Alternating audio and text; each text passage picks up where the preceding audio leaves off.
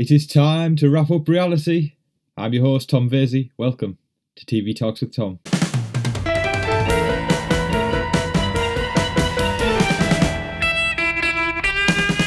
I am back for the second episode as we talk more about Survivor Edge of Extinction. I'm really excited to get started again. We're going to dive right in, but just before I do, I'm going to say one thing. Please get the discussion going in the comments. I really want to see people's opinions. I want to see what people think of every single tribe mate. I just want everyone to start talking to each other to sort of see, not debate, but I want people to sort of see where everyone else stands and what popular opinions are and what sort of more low-key opinions we have as well. I just want to see everything in there that we can. Okay, so let's talk about episode 6 of Survivor Edge of Extinction. We knew last week at the end of the episode when there was the scenes for the next episode, we saw that it was going to be the merger this week. Pretty much straight away, Jeff tells everyone to come in. Karma sees Lesu are intact and Manu have had Wendy voted out, so that's the first time they know of Wendy being voted out. Obviously, they don't know about Edge of Extinction Island, but they're about to find out. Okay, so Jeff tells everyone, it's time to drop your buffs, which only means one thing. It's merge time, people. It's an exciting time in the game. It's where the game heats up. And I, for one, am extremely excited to see what could happen. Okay, so they're giving these new buffs. Everyone's got the same one now. It's like this sort of red-purple sort of colour buff. Like a bit of mix of both. Okay, so then Jeff, he started introducing what was going on. He started talking about iconic moments. He started going, some moments in the show are instantly iconic as soon as they happen, but some take time. They have to be rewatched or they have to be relived and then they become iconic. Jeff then says this moment is going to be iconic straight away, then brings in the Edge of Extinction players. So there's looks of excitement on some people's faces, there's looks of worries on some people's faces, as at this point it's fairly easy to guess that at least one of them are going to be returning to the game because they wouldn't bring them back for nothing unless it was a jury. Okay, so Jeff then tells them, obviously, one person's returning to the game, and then he starts going through the challenge. Okay, so what they have to do is race through a series of obstacles, and they have to manoeuvre a ball along a snake track when they get to the end. This ball's like balanced on a curved piece of wood, and they have to go along a snake track. And this curved piece of wood is attached to 2 ropes. This is a classic. It's been on Survivor before. It looks extremely difficult. I don't think I could do it, in my opinion. Okay, so then he says, first to finish returns to the game. So when Chris found the bamboo last week, can't get my words out, as his advantage, he's been allowed to practice part of this obstacle, which involves tying bamboo together to retrieve a key. So he's got a slight advantage there, and Keith also had his advantage, which is a disadvantage, not to be confused. Okay, so he has the advantage, it is a disadvantage to someone else, so then he uses that on Chris, and this gives Chris a massive disadvantage, which means he has to untie 30 knots further on the obstacles, which is going to put a huge hindrance on his time. Okay, so obviously Jeff starts the race. Okay, so first they have to untie a bag, which is like on a cargo net, so they have to climb up that and untie it. So then Chris takes the lead quite early, but Devons is closely behind him. Then Keith is third to untie, Wendy fourth, and Aubrey fifth to untie. Okay, so next stage, they have to untie some knots. This is not the stage where Chris has to untie his 30 knots. This is a different stage. They have to untie a knot, and Reem is still on this cargo net trying to untie her bag, whilst everyone is further ahead. Just to put this into proportion, Chris then finishes his knots, like not the disadvantaged knots, he finishes those knots at stage 2, and Reem just finishes the first stage. So she is much further behind everyone else. Then Aubrey, Wendy and Devons are quite neck and neck. They just catch up to Chris. So obviously the one that Chris had the advantage as, he can practice this bamboo pole that he has to tie together to retrieve a key that's from a distance away. Aubrey actually manages to retrieve the key first, which I think sort of proves Chris's advantage was a slight waste of time. So then she gets through and begins to start do the snake ball manoeuvre thing on the curved piece of wood. So Chris and Devons retrieve the key at the same time as well, and then Wendy gets the key, and Reem manages to actually catch up, and she gets the key after Wendy. So Chris is beginning to untie his 30 knots before he can actually get to the snake ball manoeuvre. And Keith is still struggling to get his key with the bamboo, so Reem is no longer in last place, it's Keith. Okay, so Reem, Devons, Wendy and Aubrey are on the snake ball manoeuvre. Aubrey and Reem are actually looking probably the furthest ahead than everyone else, so that's a massive turnaround. Reem's gone from last place to actually leading the charge in this comeback comp. So Aubrey and Reem then drop their ball as they're very, very close to the top, and Wendy and Devons then take the lead. They're looking very, very steady. Okay, so back at Chris unties his knot, and then he begins the snake ball challenge as well, and then Keith finally manages to get his key. So at this point, everything is very, very tight. Everyone seems to be neck and neck. There's a couple furthers ahead than others on the snake ball manoeuvre, but everyone's at the same stage now, so it's looking extremely tight.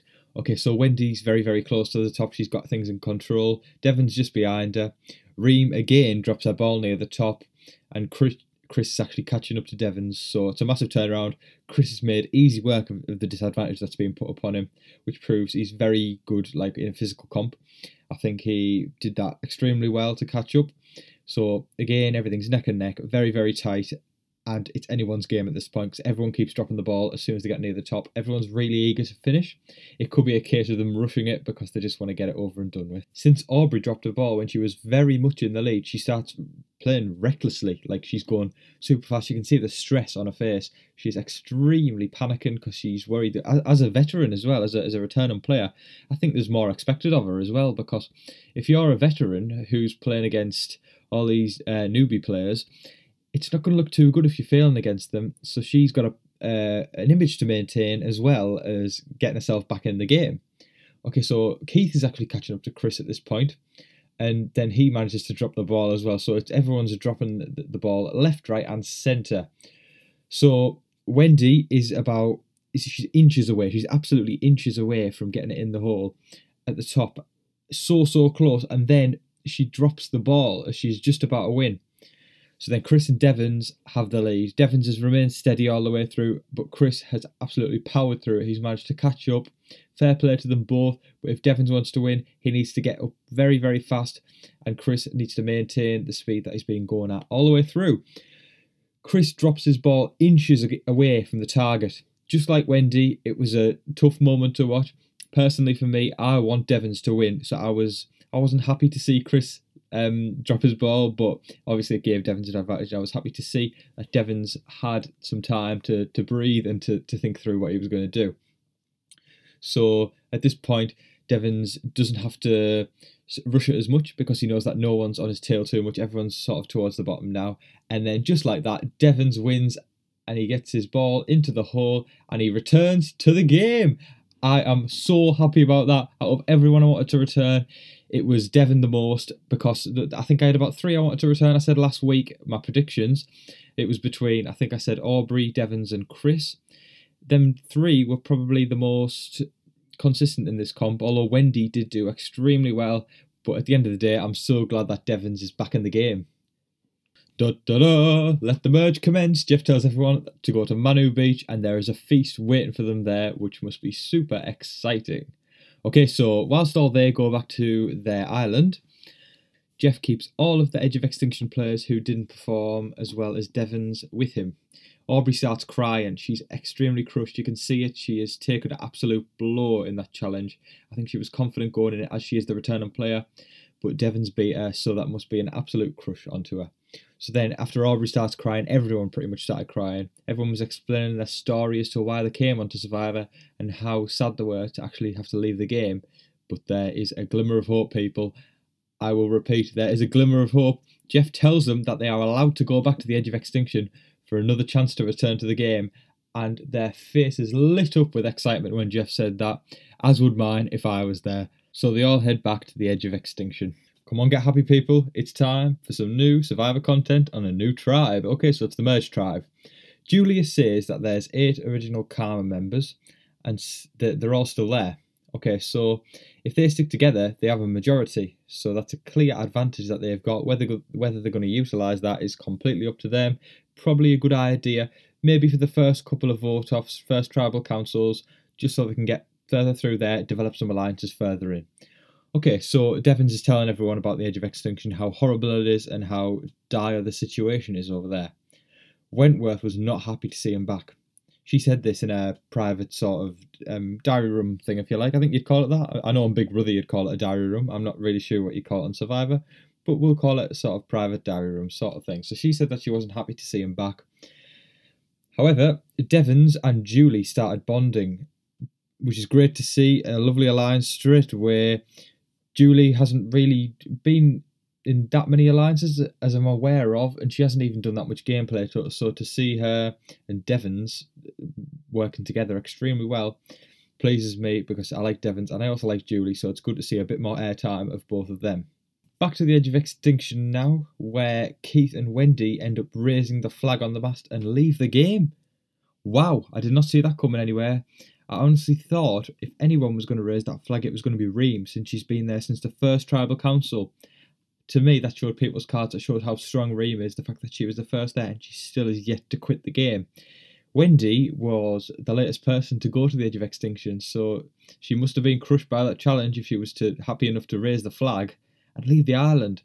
Keith, I can sort of see why he left, because he had been there nearly as long as Reem. He was the second to go, and also he didn't perform the best in the return challenge, so that must have been quite hard for him to come to terms with, which is exactly why he raised that flag with Wendy. At least they're going together, but I think we have our first two people out of the game now, as technically Aubrey, Chris and Reem are not out of the game. They're still going strong on Extinction Island. Well, I don't know if strong is the right word to use, but they obviously have a chance to return to the game. Whether they do return to the game, we will probably see in upcoming weeks. Now that the merge has happened, the tribe was tasked with coming up for a new name for their tribe, and they settled on Varta. Now, I quite like that. It's nice and succinct, it's to the point, it's not a mouthful, you can easily remember it. I think it is absolutely awesome. Back to gameplay though, Wentworth tells Lauren that she thinks the two of them and War Dog could be in trouble. Okay, so obviously they were Lesu before the tribe merged, so they're the three who were left on there. Wentworth talks to Joe. They're both returning players, they're obviously both worried that Aubrey was voted out, so they don't really know what to think there. I also noticed that when Wentworth told Lauren that she thinks that the two of them and War Dog could be in trouble, she missed out David, who was also in Lesu, so she obviously feels like David's safe. Maybe that means she's not necessarily targeting him, which is good because I like David. Okay, so Wentworth talks to Joe. Okay, so they tell each other that they're not targeting each other, and Wentworth wants an easy vote. She doesn't want anything to be too complex for the first tribal council of the merger, so she reckons that they can take out Devons, who's just came back from Extinction Island. How can you do that? That's a bit harsh, I think.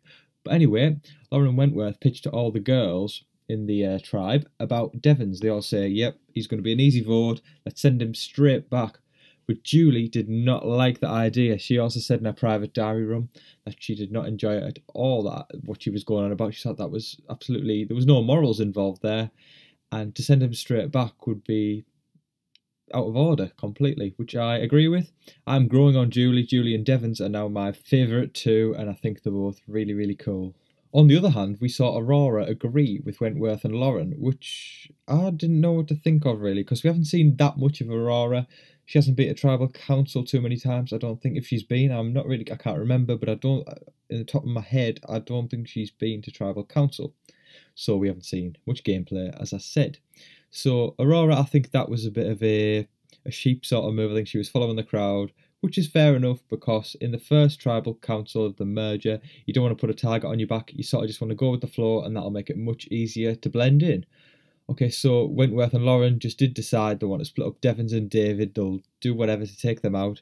Whoever it is, it's either going to be Devons or David. They don't mind as long as they can split them up. Later on, we saw Devons find something in his bag. So he sneaks off with, well, he's by himself. He doesn't sneak off with anyone. He sneaks off by himself, and then he finds two halves of an immunity idol that he must, and then he's told with a note that he must give someone else the other half. If both players are then still in the game after the next tribal council, the two pieces, when used together, will become one idol with full power. So I immediately thought straight away Devons is going to give David his other immunity idol, like the other half, because I thought them two are really close, and obviously it'd give them a massive advantage if they were to survive the next tribal council. And what did I tell you? Devons tells David about the idol and gives him the other half. Swell times, people. It's time for the first individual immunity challenge of the season. Okay, so everyone comes in where Jeff is, and he tells them what it's about, so I'll just quickly reiterate and go over what they had to do in the challenge. Okay, so there is a narrow beam in which they had to balance on, and the beam got thinner and thinner, more narrow as you went down. So they had to hold a statue, which is on a pole that you held over your head, Every so often, regular intervals, Jeff would say, move down to the next section of the beam, which would obviously get more narrow. If you fall off or drop your statue, you're out.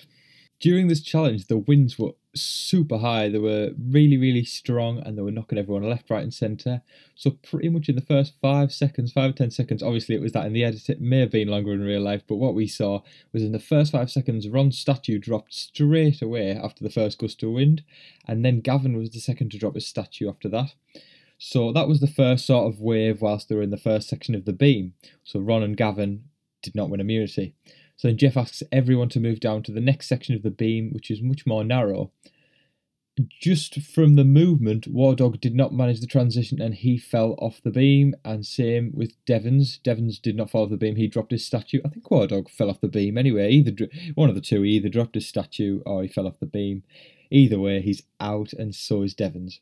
Okay, so Victoria drops after another gust of wind as well, so everyone's dropping left, right and centre here, and then Aurora also drops it as well.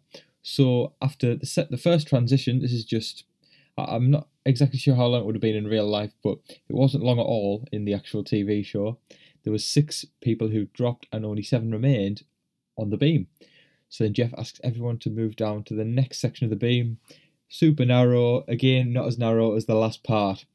Joe is looking sturdy. He's a comp beast, as he's shown in previous immunity challenges where he was playing for his tribe.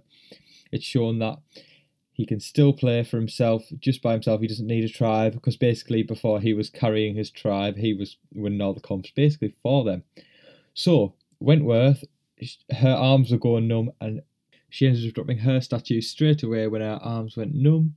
I did expect Wentworth to last much longer, but she didn't. Okay, so last part of the beam now. Jeff tells everyone to move down. There's a tiny little red patch that they have to fit into. Very, very small. Must be getting extremely hard to hold the statue up now. Because think about this. There's gusts of wind. You're balancing on a beam, which is going to hurt your feet eventually and your legs, whilst you're holding a big pole across the top of your head, like above your head. So that's your arms having to hold something up with a statue on it. So there's a lot of skill involved in this competition. Okay, so Eric drops the statue whilst moving in the transition. So he's down. And then Julia drops it as well. And also David drops it. So now we have our final 3 left on the beams. There's Julie, Joe and Lauren. At this point I thought, yep, Joe's got this in the bag. He wins every single competition. They've been up there for 40 minutes, that's what Jeff said. But then Joe loses balance and actually drops his statue. I was in shock. I honestly thought he had that in the bag. I thought he was going to win it, but no. So Julie and Lauren were the final 2 in this immunity challenge. I did not expect that. More wind keeps coming, battering them up so much. I honestly thought they would have dropped much quicker, but they lasted very, very, very long, and Lauren ended up dropping it, and Julie won immunity, which I was so happy with. I mean, this episode has been brilliant for my favourites, because obviously Devons has returned, Devons and Julie have made an alliance somewhat, and also Julie has just won immunity, so I was elated when that happened. I'm not going to lie, I was really, really, really happy. Lauren looked very upset when she fell off, because obviously she's been gone for so long, and then to have it taken away from her just like that must have been quite hard. She hugged Julie, but she did look very, very, I wouldn't say annoyed was the word, but she looked very, very sad about it, and she looked very, very stressed as well. Back at the island now, Varta, Wentworth believes that everyone is on board with getting Devons out. She feels like she's convinced everyone. She feels like her pitch worked, and she feels like she's being the puppet master here. She feels like she's got everyone under her finger, and she feels like she can control everyone. Okay, so Julie tells Victoria that she really wants Kelly Wentworth out, and then she wants to tell Kelly and Lauren that they're doing a split like vote of Rick and David, and she wants to bring in Rick and David to get Kelly out. That is the first time we've seen Julie doing a lot of gameplay. I like that, because that is pulling the wool over Kelly and Lauren's eyes. She's going to tell them that she's going to get Rick and David out, or one of the two anyway. But she's actually not. She's got her own plan. She really wants to get Kelly out. So Victoria says she's on board. Julie tells Rick what's going on. So obviously Rick Devons, whatever you want to call him, Rick Devons, he's happy with this, because he knows now where lines are drawn. He knows where people stand with him. He knows who likes him. He knows who doesn't, and he knows who's got his back. Rick did feel betrayed by Alessu, obviously, because that was his tribe. And I didn't understand, because when Rick was voted out, Everyone seemed that they were really nice to each other. Everyone cared about each other. They didn't want anyone to have a bad send-off, and they all acted really nice to each other. Obviously, it was acting, because none of them even liked Rick, as it shows here. I mean, that's what Shua looks like anyway. But Rick, anyway, he feels betrayed by Lesu, but he's definitely happy that Julie's there to help him and potentially get Wentworth out instead to save his own back. At this point, it's almost time for Tribal Council, but there's a tiny bit more gameplay just before we get there. So Rick gets David on board with that, and then they all feel like they're not safe, but a lot more safe than they thought they were, because they feel like they could potentially get Wentworth out now, which was David's plan all the time. He had to fulfill that. Although last week they did sort of seem to get along quite well, I think deep down David does want Wentworth out in the long run of things.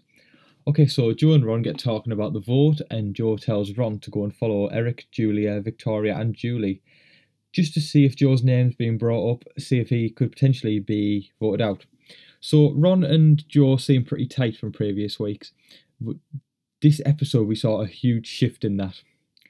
Ron said to Joe that he's confident that he's safe. He feels like Joe's not going to be voted out. But then Ron feels like Joe is brushing him aside. He feels like he's sort of just using him, which it did look like, just telling him to go and follow them to try and find out if I'm getting voted out. I thought, that's just lazy. Why don't you do it yourself rather than getting someone else to do it for you? It's just really, really stuck up, and it's also just, it looks like you're using people, and I don't like that.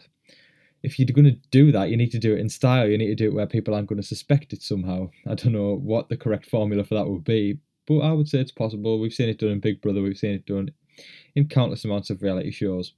Okay, so Ron says that his real alliance, this is in the private diary room, he says that his real alliance is Eric, Julia, Julie, Gavin, and Victoria, which he referred to as the Karma Six. Okay, so Ron wants to convince them to get Joe out. Massive turn. Ron was working with Joe, now he wants to get him out. That is 180 degrees. Massive change, big game move. I'm loving seeing people make game moves. It's brilliant. Victoria obviously voices her opinion, and she says she'd rather get Kelly Wentworth out. The Karma Six then sort of start deciding between if they're going to go for Kelly or Joe. Either way, they want to return and play her out, as they know they are a massive threat. Dun dun dun! It's time for Tribal Council, people. Okay, so Aubrey, Reeve and Chris show up as the jury. So now everyone knows that the ones who left the island were Keith and Wendy. They raised the mast and they're out. Okay, so Victoria says there was no talk to get rid of Devons, because she thought it was absolutely evil, in her opinion, to do something like that, which is what I agreed with. I said it was wrong. It's you can't take someone out of the edge of extinction and then put them straight back. It's way too out of order. It's harsh. I don't like the idea of it. However, she said there was no talk. However, she was involved in a talk with Wentworth and Lauren when they pitched to send Devons back. So that's sort of lying, but I suppose Victoria wasn't part of actually, she didn't execute the plan. She didn't want him out. She didn't agree with it. Okay, so Joe says that he's relying on past relations with people to get through the evening, because it was brought up the fact that he did not campaign. He just sat there pretty much all day painting the new flag for the tribe. He didn't bother with anyone. He just sat there and minded his own business. Even like I said earlier, he tried to get Ron to do his dirty work by finding out if his name was brought up. Ron, he states that he feels confident and he feels that he didn't have to scramble for the vote. So at this point, Ron feels extremely confident. I thought it was a very bold statement to make. Maybe it might help his game, it might not, but it did come across slightly cocky. Jeff asks if anyone wants to play their idol, and nobody does. So that means everyone's idols are still in play, no one's used them yet. At this point, Jeff asks everyone to vote, and they go and vote. Now I'm going to do my little Jeff part. I'm going to be my own Jeff. I'll go tally the vote. Okay, so first vote out was Devons. So that's one vote Devons. Second vote out, Kelly Wentworth. That's one vote Kelly. Third vote out, David. One vote for David. Devons got the fourth vote, so that's 2 votes for Devons. Fifth vote went to David, so that's 2 votes for David. Sixth vote went to Kelly, so that's 2 votes for Kelly. So at this point, Devons, Kelly and David have 2 each. David gets the 7th vote, that's 3 for David. 8th vote, Joe. 9th vote, Joe, so that's 2 votes for Joe. 10th vote, Joe, that's 3 votes for Joe. 11th vote for Joe, which is 4 votes for Joe. And 12th vote, Joe, that's 5, which means Joe is out. Okay, so that was crazy. Joe believed that he had the votes to stay in. He relied on his past relations. He said it himself, but he did not try enough. I think that was a bad move to make. He's a returning player. He should know how this game plays. And the fact that he sat there all day and didn't even try and find out what was going on, I thought that was very weak gameplay. They've managed to get a massive competition beast out now. That was a big move. Well done on the Karma Six's part. They did extremely well. That was immense, and it's great to see some good gameplay happening. As soon as Joe was voted out, he said something along the lines of, "You guys made a bad decision." I'm pretty sure they didn't. They just got a comp beast out, and now they're going to be able to win comps without you getting in the way. So, in my books, I think it was actually a good decision. Well done, Karma 6. Joe's gone. He was a massive comp beast, a very respectable player, but he messed up this time by not even trying to stay in the game. However, long pause for emphasis, this is not going to be the last that we see of Joe, I don't think. He gets to the path, it says, will you take the torch and go to the edge of extinction, or will you leave the game? Of course, Joe takes the torch. He says it's one of the easiest decisions he's ever made, and he takes the torch and gets on the boat and goes to the edge of extinction, and that is exactly where the episode ends. Now, let's briefly talk about a couple of predictions for next week, and we can talk about what we saw for the scenes from the next episode. Okay, so who do I think is going to be eliminated next week?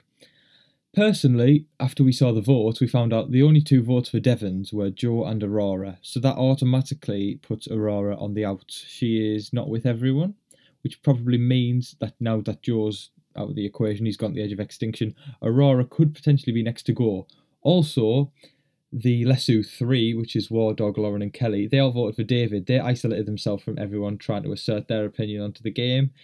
One of them could be going. It honestly depends on who wins immunity. If Aurora wins immunity, I personally think it'll either be War Dog, Lauren or Wentworth. Probably Wentworth, as she's probably the biggest threat. If one of them wins immunity from the Lesu 3, it'll probably end up being one of the 2 that didn't win immunity. That's my opinion, that's my prediction, but I want to hear yours. As I said earlier, please stick your opinions and thoughts in the comments, because I want to create discussion. I want to see everyone's opinion. Let's make some chat, people. That's what we want. Okay, so we saw from the scenes of the next episode, it looks like an intense episode next week, an absolutely intense episode. We saw the medic is brought in as someone has collapsed, so this is going to be a very dramatic episode, I think. I'm very much looking forward to it. I'm sure you guys are as well. As soon as the episode's finished, I'll get on to recording the next episode, and we'll talk about exactly what happens in episode 7 of Survivor Edge of Extinction. I'm looking forward to it. Thank you again for everyone listening today. Thank you for coming back if you listened to last week. Thank you to the new listeners. Just thank you to everyone who's listened. I really, really appreciate it. I'm going to say all the cliche stuff again. Please like, please comment, please subscribe, and please share it. It would do me a massive favour. That sounds so cliche, but I'm going to keep going. Thank you very much, everyone. I've been your host, Tom Vasey. Good night.